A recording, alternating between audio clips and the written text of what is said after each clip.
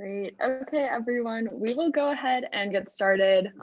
So hello and welcome to the Business of All Protein Monthly Seminar. I'm Molly O'Donnell, the Corporate Engagement Coordinator here at the Good Food Institute, and I help manage the business side of our GF Ideas community of entrepreneurs, investors, and other professionals in the alternative protein industry.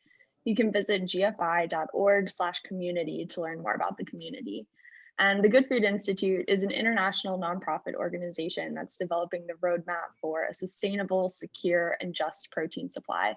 We focus on making alternative proteins accessible, affordable, and delicious through our open access research, resources, and engagement with companies across the food industry. And you can visit gfi.org to learn more about our work. So before we begin, just a few housekeeping items.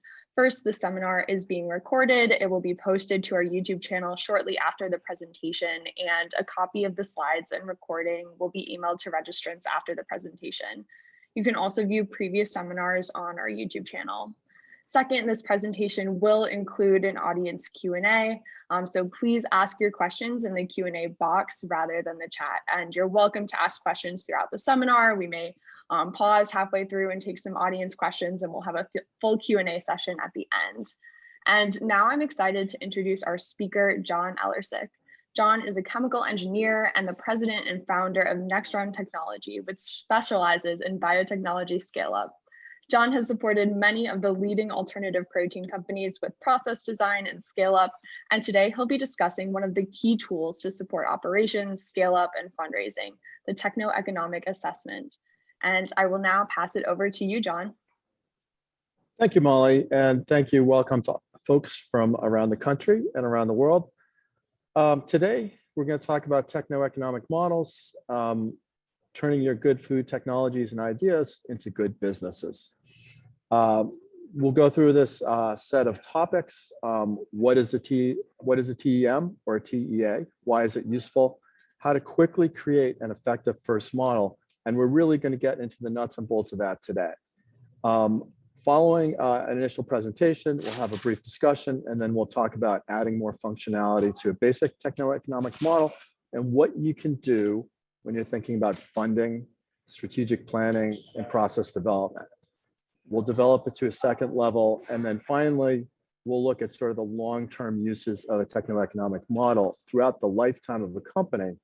And the theme of this all will really be that techno-economic models have at different stages, and they correspond to different stages of your company. I was going to originally talk about this as how models are born, crawl, and then walk, but I really think the life cycle of a plant is appropriate for thinking about the life cycle of your TEM and your business. And of course, being a plant-based webinar, we wanted to use a plant-based analogy. So in our analogy here, it really corresponds, of course. Early stage companies are in their seed round. When they're doing their first techno-economic models, it's relatively simple. It's trying to cover the whole scope of the business and ask just the simple questions: is there a business here? Is there a market? Is there a product? If you can answer those simple questions, you can often get seed funding, which will take you to your next stage of development. As you're preparing for your Series A stage of development, you would typically be building out your techno-economic model further. You're thinking about scale up. Is there demand? What are all the products in market? What is the business trajectory? And then as you're getting towards the end of it, you'll be having an initial plant design and be thinking about, do I go into production at a contract manufacturer, a co-packer, or does it make sense for me to build my own, a make versus buy analysis? Further on and beyond the scope of what we'll talk about today, really integrated models are developed and are critical to optimizing plant operations, building large projects, and figuring out where the company goes. This is sort of a venture capital model, so it anticipates as you become a mature business, you may want to go public or have further large funding if you have a lot of more places to go. We hope your business will blossom into a mature business. And most of all, you'll be starting to think about what's next? What else can I do? So there's really a life cycle to your business, and a techno-economic model has a life cycle just the same. So because this is sort of a technical, bit of a dry financial topic, we thought it would be interesting to do this on a case study. And our case study today is a mythical business. It's called Clam Up. I'm from New England. I love a boiled lobster, a clam's dinner. And this isn't really an area that's been heavily explored. We know the replacement seafood and fish market is huge and growing. So as we talk about things today, we'll think about this business, Clam Up. As Molly said, I'm John Ellersick. I'm the founder and president of Rung Technology.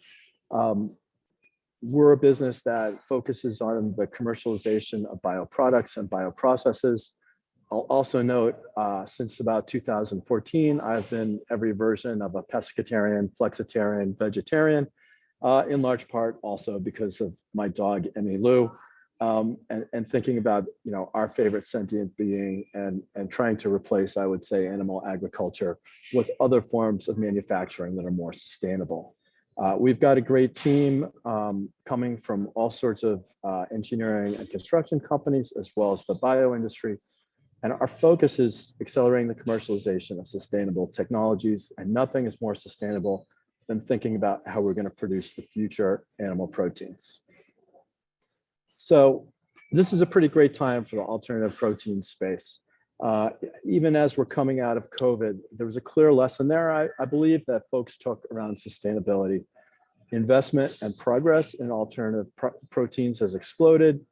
And you can see traction has been gained in the dairy area. Everybody knows famously Impossible Foods and Beyond Sausage, and Just was a very early player in the space.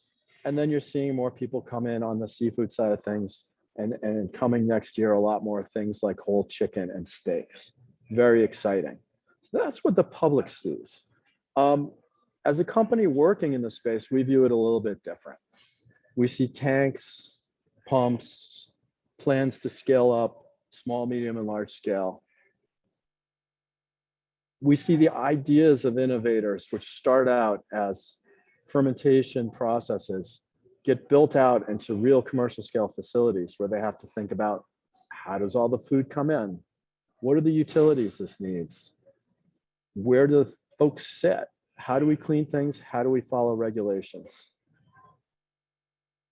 From starting out with, say, maybe a tank or two and mixing up things in your home kitchen, you have to go to real engineering design, scale up. You can see sort of all the stages of a scale up here: small pilot tanks, medium-sized demo facilities, and larger size commercialization. At the same time, you won't get there if you're not also thinking about your business. So the business team has a completely parallel but different view of what's going on. They have a game plan and a roadmap of how they're going to scale up the technology and the products. They're thinking about what are the markets? What is the market now? What does it look like in the future? And for today's talk, we're really going to focus on these bottom two items. A nuts and bolts, just doing the math of a first techno-economic model and understanding the business. And one of the first things people will run for is COGS, the cost of goods. What is it costing you to produce your replacement clam product in this case? So with that introduction, I'll say welcome to Clam Up. Clam Up is an alternative proteins business that we've developed for this case study that create 50% less greenhouse gas emissions than traditional farm clamming. And they bring the incredible taste of clams to your table without harming any mollusks. The global shellfish industry is huge right now. It's a large total addressable market, over $60 billion over the next 5 years. And there's a sustainability aspect of this. As more and more people are eating more proteins, producing clams in an alternative way will ensure that they are around forever and not victims of overfishing. However, one of the things that's very common now in our seed stage company is sort of admitting they've really only made 60 kilograms of on-spec clams so far. They need funding to grow, and they need a techno-economic model to get there. So what's in a techno-economic model? It starts with key business parameters. You're figuring out all the costs of everything that goes into making your products. That's the COGS, cost of goods sold. You're thinking about the financial side of things, the capital investment needed, how cash is spent over the next 5 years, likely, the cost of capital to you and other people, and the expected return of your investors. And then there's a lot of projections that are going in there. Thoughts about market demands, pricing, where you can do manufacturing, and escalation or inflation. That's the business side of this. In a techno-economic model, the techno part implies that you also have key technical parameters in there. In this case, we're going to talk about productivity, selectivity, byproducts and co-products. And later, as you develop a model, what is the process configuration? We're going to think about your manufacturing plant. What's its size? What makes sense early on and later on to supply the market and bring costs down? And how do you decide whether you build your own facility or go to another site as you're proving your product to the market at scale, at a co-manufacturing site, at a co-packer, contract manufacturing site, and considering third-party supply options for almost any part of your business. This model will ultimately express the business to your funders and stakeholders. It'll help you know where you are now and where you're going, and help you lead with making the right product and technical decisions. One of the things you see we do in building this model out is we try and make it easy and clear what are inputs to the model, because once you start to use it, you're going to want to do case studies, evaluate how you can change things in the future, and what are the risks to your business. As you can see in the roadmap of a company, just as you're scaling up through pilot, commercial, and launching demonstration, scale definition, and projects, the techno economic model is going to be taking the same journey. It's going to start sort of at a screening level, and that may attract friends and family, angel investors, and bootstrapping.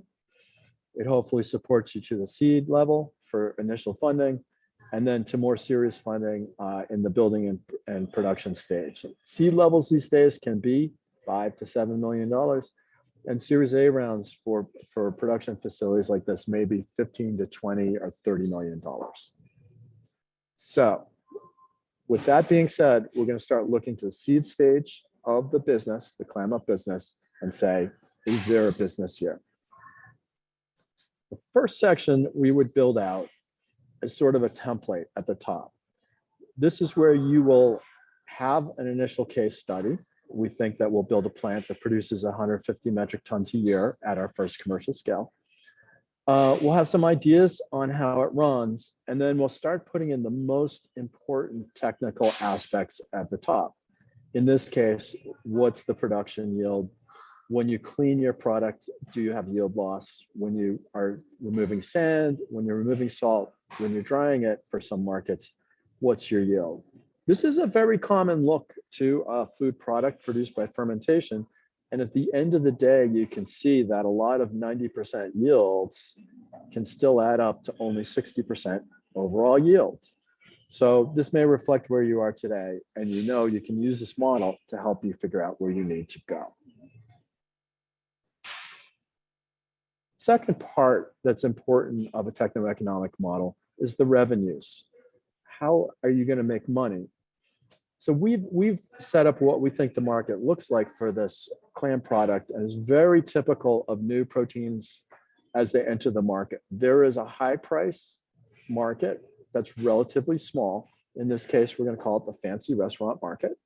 And some of the leading proteins companies today, they started out, if you think about it, at the highest priced, fanciest restaurants, which were low volume, but profitable for them. As the business matures, you have to, of course, expand your market into more what I would call meat and potatoes markets, or maybe alternative protein and potato markets. In this case, a normal restaurant market, the fish market, and there may be low valued markets as well that you will serve with just to build volume, or maybe with slightly lower quality materials. And for this case, I'd call them the canned soup market and the sauce market.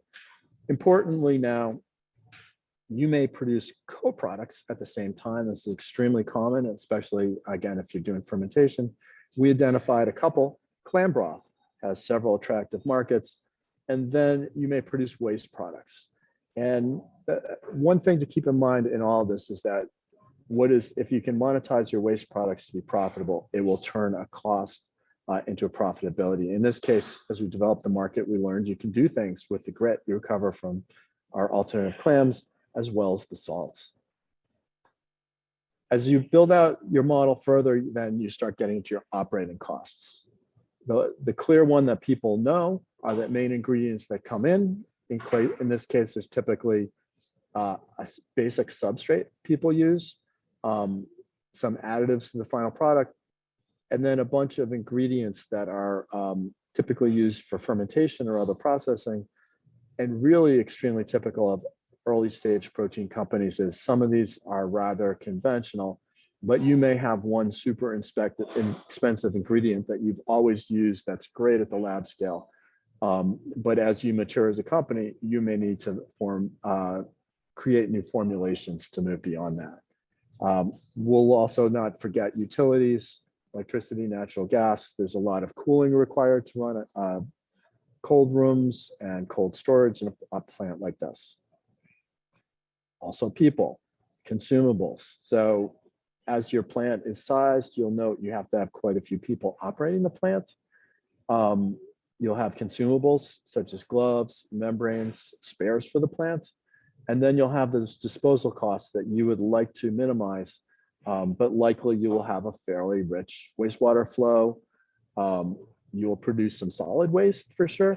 And then you need to CIP and clean your equipment in between batches. And so you'll produce significant BOD. That is not unlikely your local municipality will charge you extra for. So these are some of the nuts and bolts. You may end up renting equipment as well as buying it. You may end up doing some final finishing at a third-party processor, such as drying or packaging. And then not to be forgotten, it actually costs money. It takes money to maintain your plant, to do preventive maintenance, and make it operate well into the future. So that's the cost side of a model. And then we'll start to think about the financial side of a model. Again, everywhere you see blue items, those were, generally speaking, inputs to the model. And you'll have a cost of money and a way to think about how the capital goes into your project. Quite often, capital investment is thought to be depreciated over 10 years. People will be interested in what it takes to build your plant. In this case, we have an understanding of the cost of a 140 metric ton per year plant.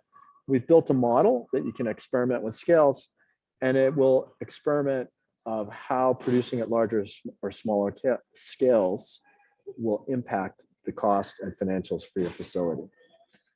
Finally, a couple economic calculations. Again, the cost of capital for you to borrow may be significantly higher.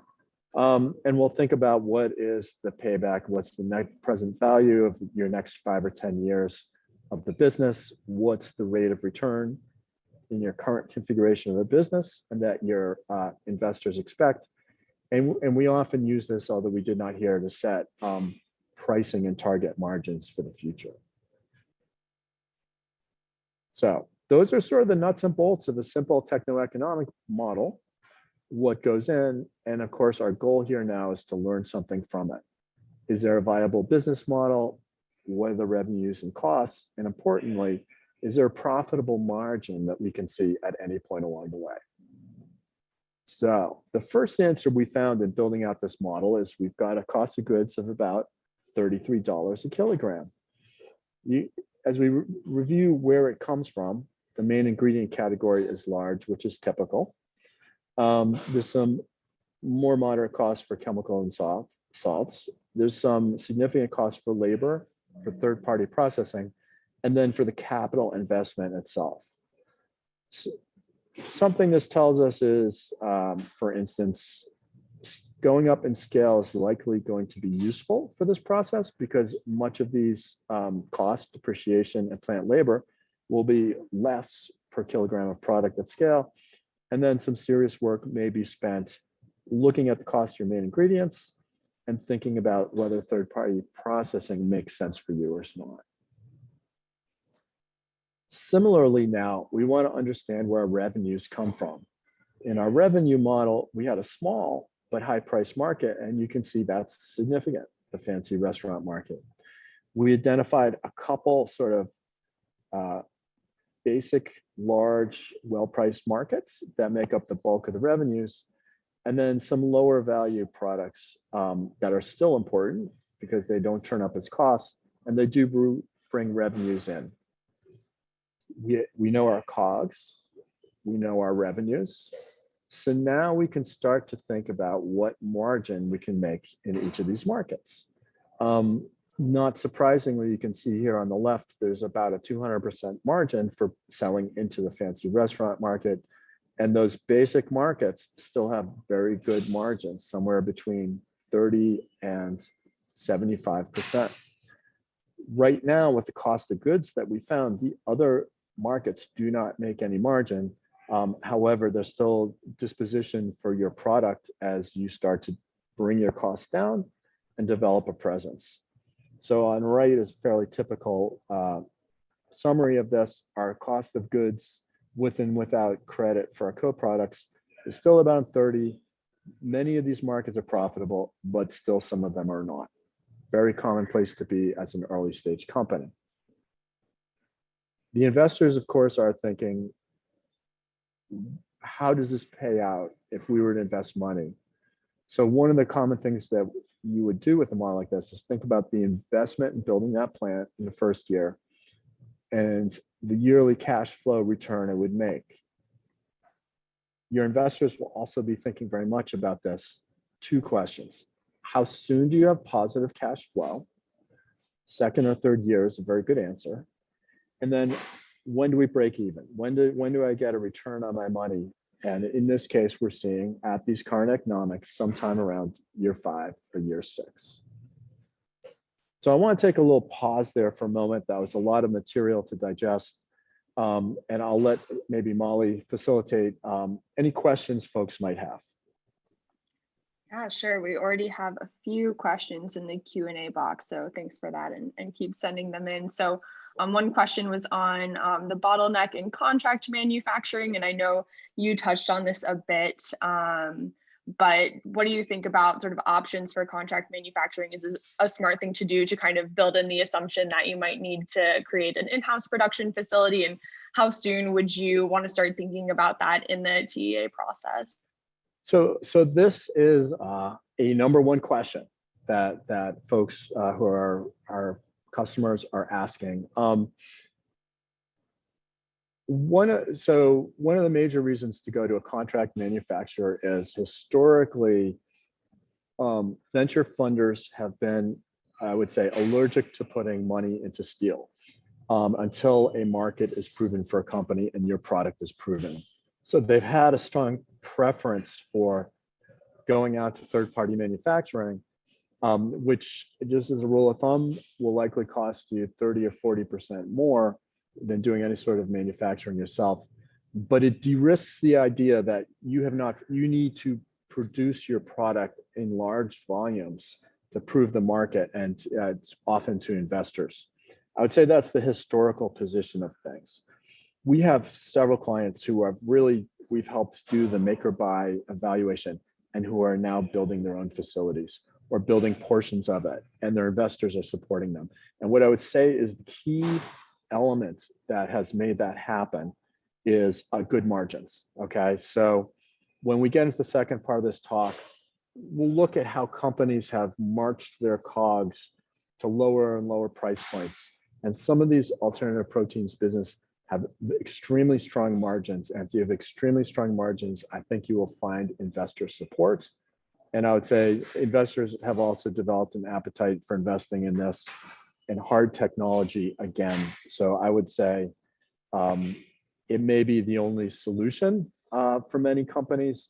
We love it as a solution, and it's case dependent. Gotcha. Thanks, John. So we had a couple of questions as well about the degrees of accuracy of the TEA. So I know you showed us the COGS model and the revenues model. How accurate are those? And someone also asked a question about sort of 5 levels of accuracy in the TEA and certain levels being needed for each stage, like seed, series A, et cetera. Could you talk a bit about that? For sure, for sure. So I would say when you're doing that sort of angel friends and families, you're at screening level. You're plus or minus 50%. You're telling people, I believe I can make money. And what we commonly find when people often have done that themselves or an accelerator or incubator, they're often missing some of the bigger costs associated with manufacturing and some of the things we tried to mention, such as like dealing with the waste. So commonly that's plus or minus 50%. It corresponds to how engineering projects are developed. That's also called FEL 0.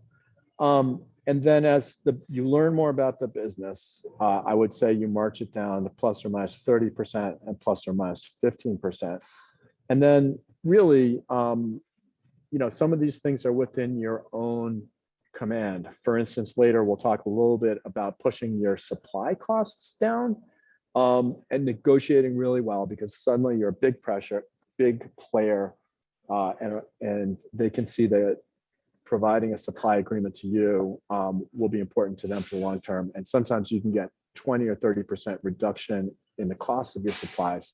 So in essence, I'm not sure that's a question of accuracy or where you need to get to, but it's definitely got 3 to 5 levels that correspond to the stages. And I'll map it out a bit more in the next. Great, thanks. Next question here. Can you talk about Lang factors and how they're determined? So for a new technology like cultivated meat that's at the nexus of food and pharma, how would you make that estimate? Yeah, so I have this discussion about 3 times a week. So the Lang factor method is really, it's a mature cost estimation method that actually the chemical industry used to develop, I would say, plus or minus 30% accurate FEL 2/3 cost estimates based on bare equipment to estimate total equipment costs. And I have gone back, folks don't like the answer that to buy a fermenter, it costs 3 to 4 times as much to have a totally installed fermenter as it does to buy a bare fermenter. That's for the civil engineering below, it's for the pumps and pipes around it, it's for the instrumentation and controls, the plant, the structure, the cable trays. So as much as you may not like it, having regressed to real commercial scale bio plants, quite a few of them, that Lang factor of 4 is in fact what people experience in industry for stick-built equipment, and a Lang factor of about 2 would be what it may take to take a skid system into a plant. And the thing to remember there is that skid system has piping, controls, and valves already in it. It's a great topic. I love capital cost estimation. It's where I really come from in execution of projects. And at some other time or offline, I'm happy to talk to anybody about it. With that, Molly, I'd probably say maybe we'll step forward again. I got the thumbs up. Sounds great. Yep. So there's a lot of richness in this, and that's just like the introductory nuts and bolts of this. So good news. Using their Techno Economic model, it turns out that ClamUp closed the largest seed round in the mollusk space ever.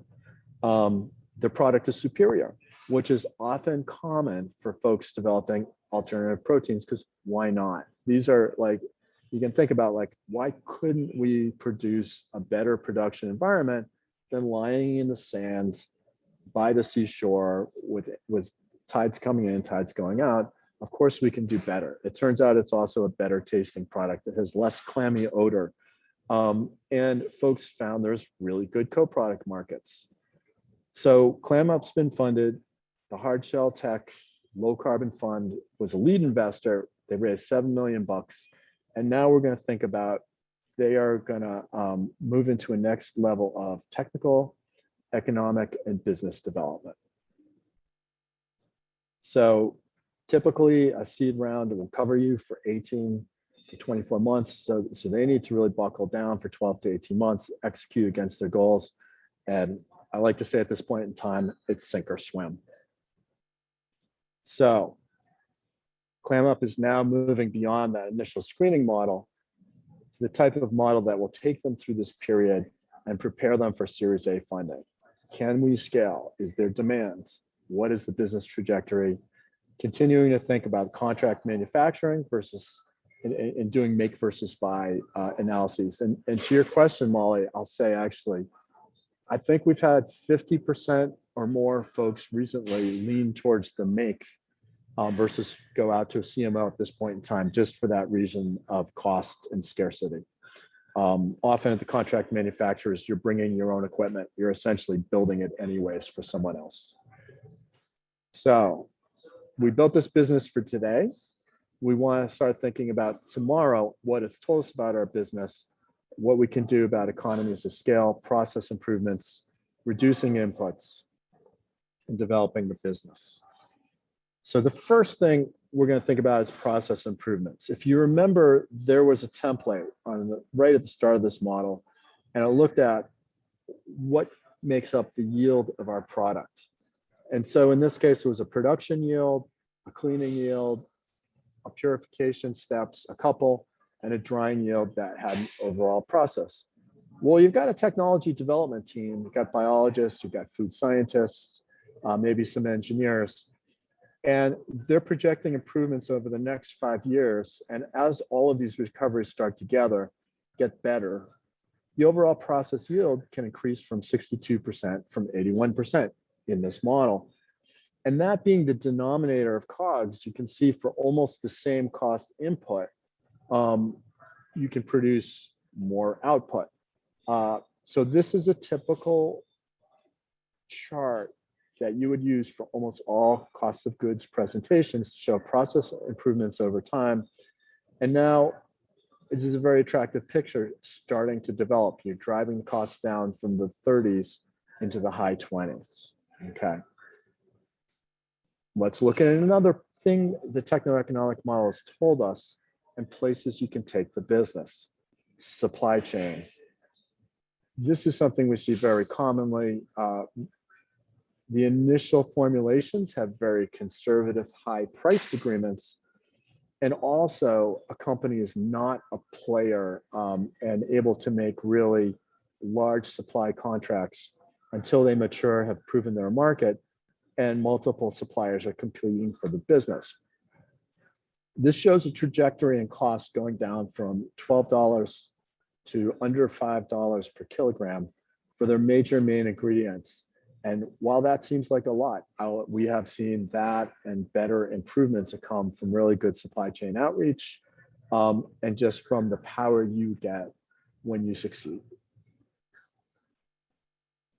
A third type of really ways to drive down cost, and this gets to the make versus buy as well, is the economies of scale. In our model now, we originally were at this 150 metric ton per year scale. And so some of the large things like the depreciation of the plant capital cost were really major players in the COGS. If you can go to, let's say, a demonstration facility at 150 or contract manufacturing, and your first true production facility at about 6 to 8 times that scale, which would be a typical scale up, you can see how it drove down the depreciation and capital cost impact, as well as things like labor. This has the most transformative effect on the future COGS, and you can see now we're getting way down in the teens in costs, which is really make the type of situation that makes investors say, I'm willing now that you've proven a market and a process to invest in a facility. Comparing where we were in our initial model, what the improvements we are creating year over year, they immediately reflect themselves in cash flow in the later years, and they're reducing the time to payback to 3 to 4 year range, which is fabulous, and the type of things, again, that attracts real investments from people interested in the next generation food space. Also revisiting the markets that we were in, you can see that the margins that are originally very good in some of the high value markets, but were negative in the low value markets, have become more attractive all along the board combining all these different types of ways to improve the process and business has lowered the COGS down significantly now into the teens or so. And I would say without a doubt, alternative proteins are in, year 5 or year 10 of their existence, and animal agriculture has been around for thousands and millennia of years. As the whole industry's progressed, these costs are just going to come down. So our final sort of discussion of this case study that we're doing with these attractive markets, a new fund, the Next Generation Mollusk Fund, joined the Hard Shell Tech Low Carbon Fund with a large Series A round. This is the type of rounds food companies have been getting. And those funds would typically go towards a real demonstration facility, still owned by the company, as well as further technology development and operations and market development. So we're happy to say the ClamUp team dug in and they delivered.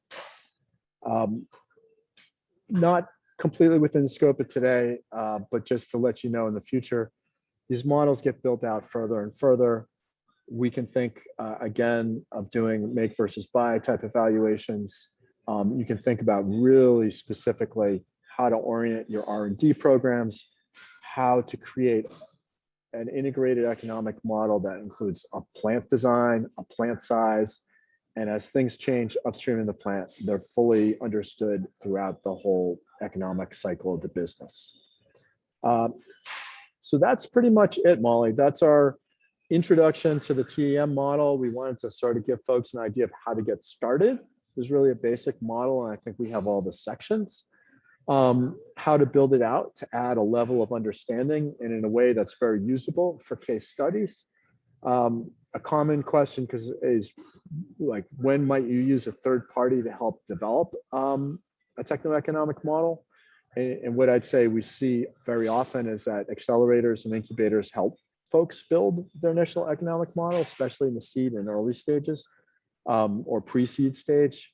Sometime around the seed stage and definitely in Series A, investors are going to want to see a model that was developed by somebody with real experience. They're going to vet it very carefully, and they're going to look to see the cost information is real there. There's a lot of folks out there who do techno-economic models as a consultant. I would say a limited number of larger engineering companies do. And of course, I would say like a small and nimble hybrid like us is a good choice. One of the nice things we can do is not only carry you through the R&D, the process development, the execution, and the company that developed the model is actually delivering the plants to the cost that were projected. It adds a lot of credibility. So that's our thoughts on the life cycle of your business, your techno-economic model. And I think maybe right now is a good time to go back to questions. Awesome. Thanks, John, for that value-packed presentation. Quite a few questions, and feel free to continue to send them in through the Q&A box. So first question here. So price parity is something we talk about a lot here at GFI and get a lot of questions about. Yep. And I was really struck by the price reductions that were possible during scale up. So how optimistic are you about the timeline to price parity with conventional animal products? And also, do you see any major barriers to price parity beyond just scale up? Because as we know, most of the companies out there now are early stage. Yes. Okay. So this is an awesome topic. We set up that model very purposefully because it looks like how most of these businesses develop. They identified some small, high value markets to penetrate first while they mature production. And the sort of like other side of that is often, right. So often they don't have capacity as well. So it's okay to price it at a high place. Replacement eggs started in this manner. Replacement burgers started in this manner. And one of the things to remind folks of that you're not only producing a product that's at parity, the door is wide open to produce a better product. A lot of animal proteins are used for their physical, physical properties as well. And so there's every reason to believe, for instance, replacement egg white proteins can actually be superior to something that's coming out of a bunch of chickens in a farm, in a building, in hot or cold conditions. Similar findings with palm oil. It's actually not that consistent a product. You can have droughts, you can have rainy seasons. So these bio and sustainable approaches can produce a better product. The second thing I would say is the world is moving towards pricing all the externalities of some of the animal proteins. And one of the things that happens largely throughout the world, and especially in the United States, is subsidy of the cattle industry. If you ever look at a land map of the United States, you'll see maybe some huge portion is cattle grazing land, and a lot of that is federal land that's being given to support the industry. And similarly, if you think about the water crisis in California right now, they're diverting water in the West for animal agriculture. And that's actually serves to be, without pricing, that serves to be a massive price subsidy. So we hope there's some level playing field there. And then third, in my experience in all the bioprocess industries, they start to approach price parity. Quite honestly, it's been a 5 or 10 year march for some of them. And some of them are there today. I would say, for instance, many of these products are 97% plant-based, and the bio part is only a 1 to 3% ingredient. So actually, even at a high price, you can get into vegan cake mix. You can get into a burger. So they're getting there. And I would say the original market that succeeded was fish oils, actually, omega-3 and fish oils. And we'll continue to go market by market is my expectation. Awesome, thanks. So we had a few questions as well about when to start a TEM, especially in the early stages, so like pre-seed stage. And I also remember you mentioned how it can help identify white spaces or determine the viability of the product in the market. So I was hoping you could touch on how it might be used, if there are any examples of, you do the TEM and decide to focus on maybe a different niche or market, or anything you could say about that. Yep. Okay. So to the first question, honestly, when we started a business, we did a business plan. When you're starting to think about investing your time and your career in a business, I believe you need to do an early stage techno-economic model. I think the scope we mapped out today is a right scope. Anyone could do it. The hardest part of it would be estimating what a capital cost for production would be. But the part where you say, here are all my ingredients, and here's what I'm producing, is there a business here? I think has to be done initially. Thinking of some places that folks use the model to find their white space, in replacement animal proteins food space, I can think of a nice longtime client of ours whose market really initially was conventional food space, I'll say meat and vegetables, and they found a niche application for the use of their proteins product in the candy space, okay? Which is not where anybody, if you're making a pitch to become a sustainable company, you probably didn't start out there. But they found during product testing, during economic modeling, large enough market, willing customer, and that's where they headed. Great, thanks. Yeah, that's an interesting example. Yeah. So we had several questions as well touching on sustainability. So I'll kind of group those together. So first, you had touched on greenhouse gas emission numbers at the beginning of the TEA. So how are those validated and calculated? In that case, they were presented as a benefit without any validation or valorization. When you talk about price parity, folks who've been in this for a long time on the business side of things really make the assumption that you have to stand on your own without carbon pricing coming in, okay? So that, and if you do so, you're a superior product that people will buy. But even today, sort of the idea that there's not a green premium is only starting to go away. The big ray of hope and sunshine here is A, an increased tolerance by investors who look at the long term and see where things are going, and B, Europe as a whole is really closing its economy up. They are pricing externalities. And so that day will come, but if you go to an investor with a product that relies on subsidies that you can't really define strongly, it'll be hard to get funded. Gotcha. Thanks. So next question is about water use. So someone said water use can be a major downfall of fermentation. So how have you seen fermentation companies or other alt protein companies tackle the water issue for both cost, technology, sustainability?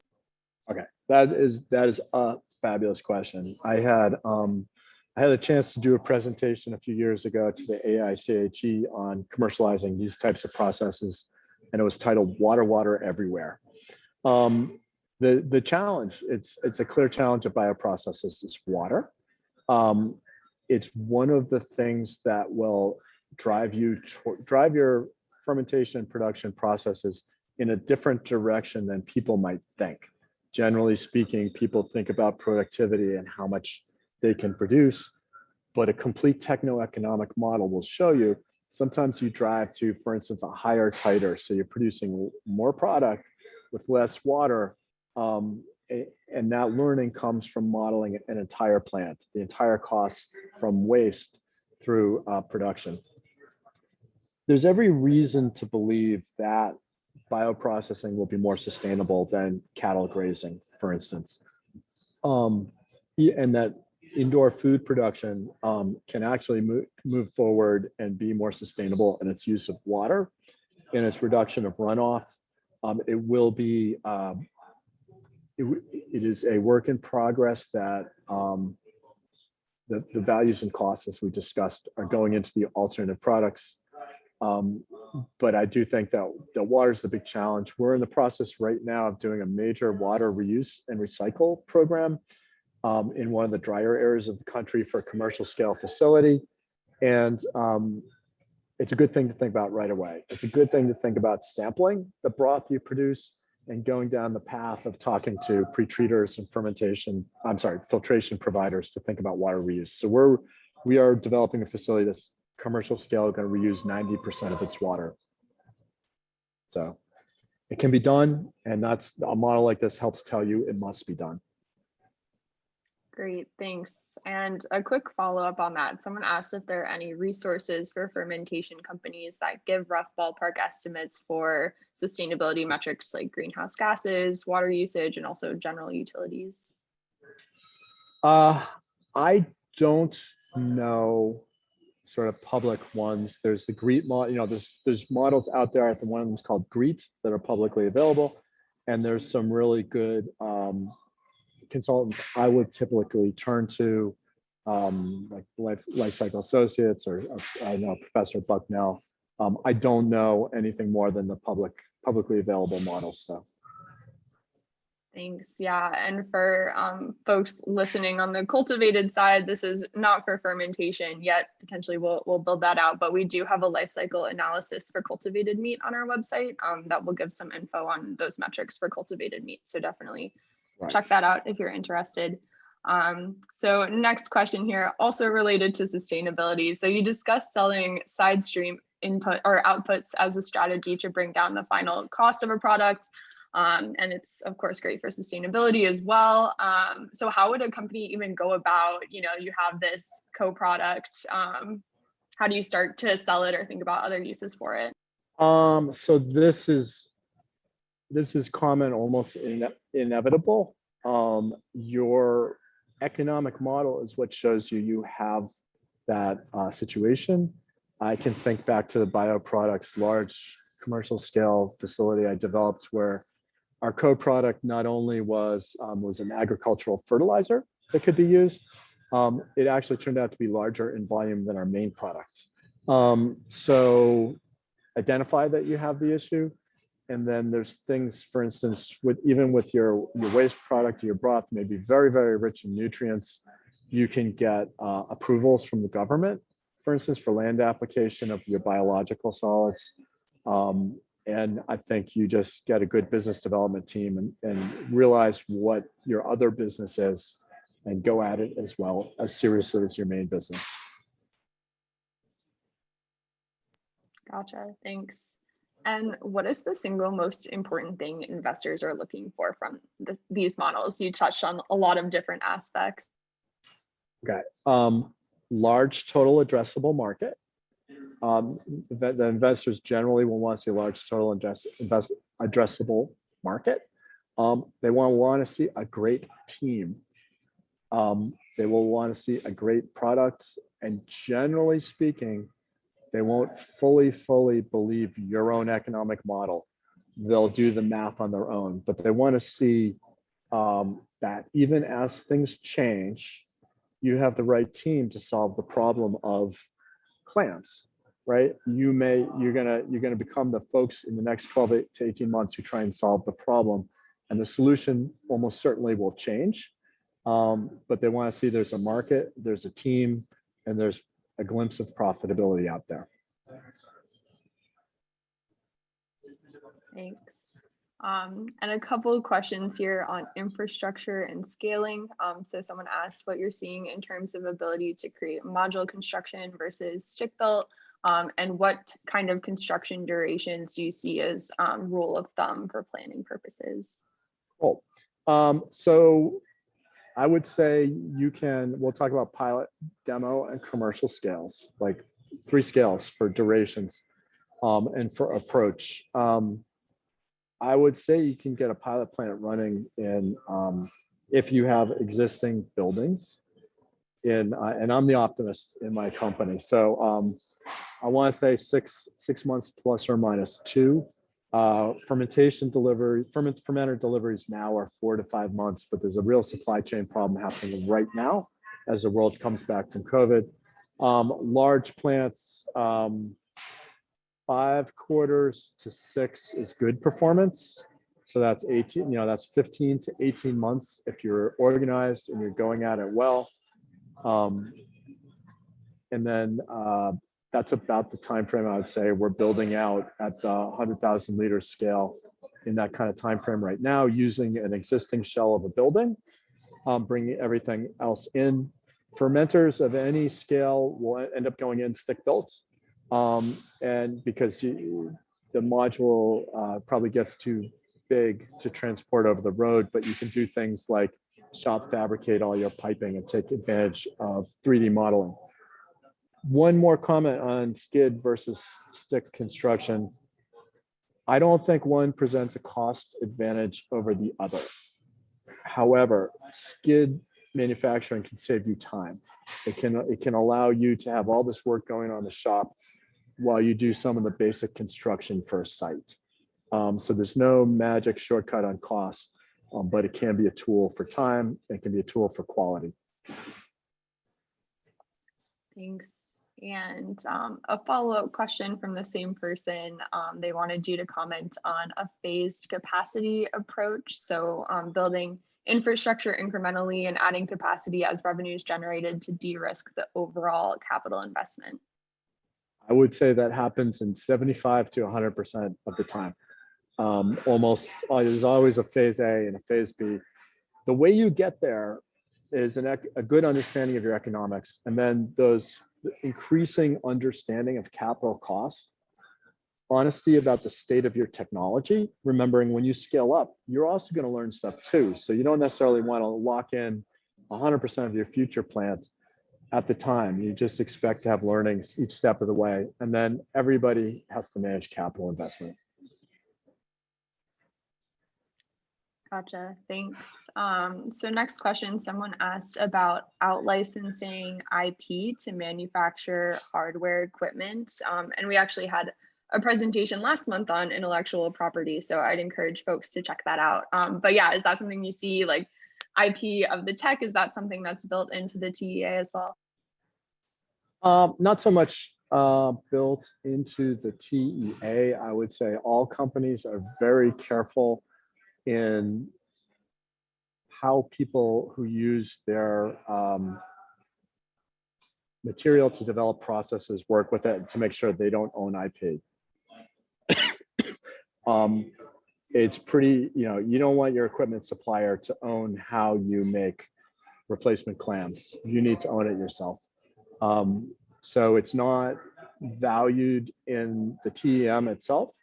I will say in the acquisition of companies that I've been involved with in the past, the number one thing the acquirer valued was the IP that had been laid down in the past. That was the number one thing they valued. So you have to keep an eye at it. And it's maybe a little bit intangible in the techno-economic model.